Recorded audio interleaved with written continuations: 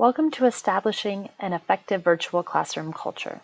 We're excited to have you here today and are hopeful that you'll find this information helpful in creating a successful and effective classroom as we begin the 2021 school year. The first part of this learning will be asynchronous to allow you to pause, digest, and apply as needed. And the last 30 minutes are reserved for office hours with the System Support Specialist team, where we'll be available to talk further about questions, strategies, resources, or provide any other help that may be supportive of helping you begin your year smoothly and successfully. And you'll be able to find that Zoom link in your Google Classroom. So before we dive into our content today, we want to first recognize the current state we're in. We know that this year provides us with both challenges and opportunities, and that much of what we are preparing for is uncharted territory for those in the classroom and our district as a whole. With that in mind, and as we look to establishing effective classroom cultures, we are suggesting that we focus on those evidence-based strategies that have been proven to increase positive pro-social behaviors and decrease those behavioral challenges, thereby creating those safe, predictable, relationally based learning environments. And the good news is that these strategies can be minimally tweaked to support the virtual learning space as well. Our learning objectives today are to first highlight the critical universal practices that our national experts in MTSS and PBIS have brought to our attention as those that ensure positive, predictable, and safe learning environments for our students. We will then consider how to establish meaningful connections with students and families in and outside of the virtual classroom. And then we'll identify next steps and critical actions related to classroom structures, routines, and expectations.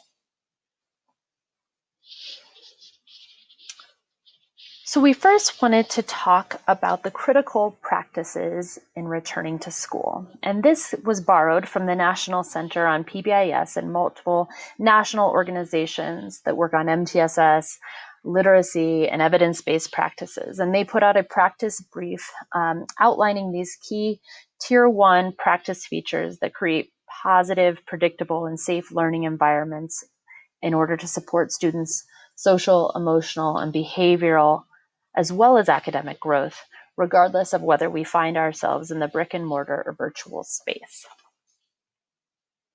So we're going to just take a quick minute to go through each of these practices, knowing that today we're really going to dive more deeply into the connection and support practices specifically.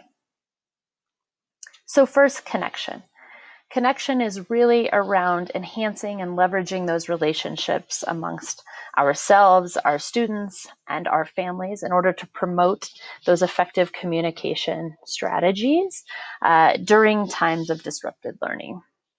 And this includes checking in with students daily and with families regularly to identify supports and needs as they emerge. The next is screening, right? And this is around formally and informally screening in order to efficiently identify students who may need more support.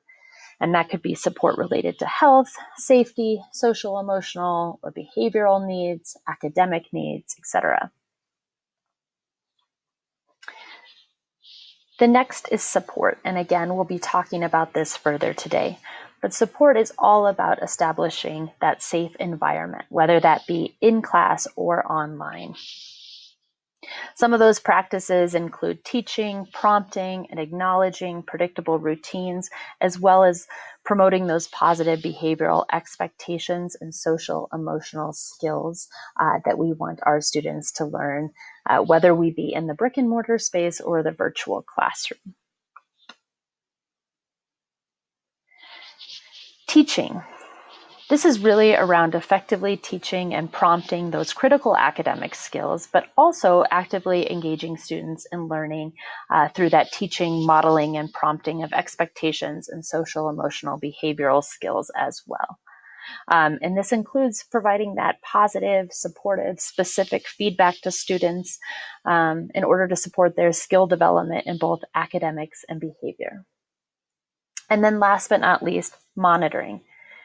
And this is all about continuing our monitoring of implementation, as well as monitoring the safety, health, social, emotional, and behavioral needs in your classroom. in order to enhance those supports provided for all students, so those Tier 1 supports, and in order to also identify students who may require more targeted and/or intensive support over time.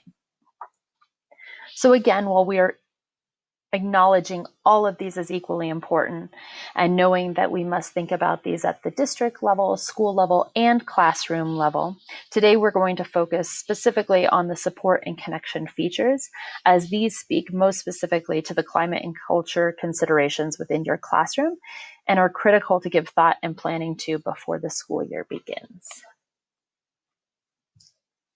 Before we go much further, I also wanted to draw your attention to this document, Establishing an Effective Climate and Culture in the Virtual Classroom Checklist.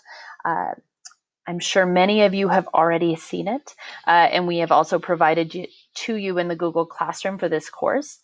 Many of the considerations on this checklist we are going to talk about in more detail today, but also due to time constraints, we know we're not going to be able to talk about each and every look for that's listed here.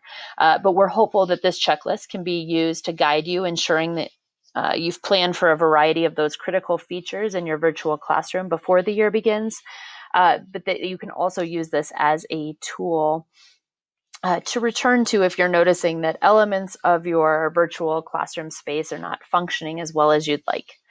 And we are also currently working on a similar tool to support you in the traditional classroom space as well, so please stay tuned for that. So based on what we've discussed thus far, we want to give you a minute to stop here and use your note catcher to consider the following. So based on those critical practices, what areas are you most confident in as it pertains to your virtual classroom in this moment? In addition to that, which are some areas for growth? Please take a moment, return to that note catcher, check out the checklist if you'd like to look at that further, and then join us for part 2 of this series.